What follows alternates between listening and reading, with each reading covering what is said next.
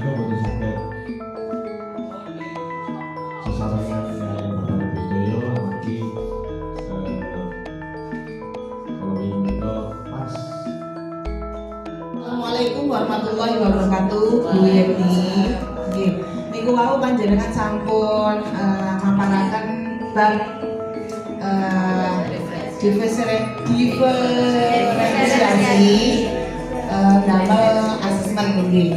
Menawi dateng SMP 3 niku wonten tes asesmen di awal sebelum PPDB. Dados mengelompokkan siswa berdasarkan bakat minat melalui tes IQ, melalui tes bakat minat, juga tes potensi akademik. Nah, napa niku sampun cekak damel mengelompokkan siswa, napa enten harus dilengkapi napa asesmen di awal materi. Nggih, matur nuwun.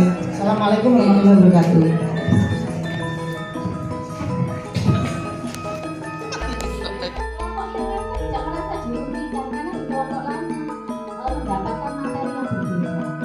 Hafal aksara Jawa dan sandangan aksara Jawa sandangan atau tumbuh-tumbuh sederhana, saya buatkan kartu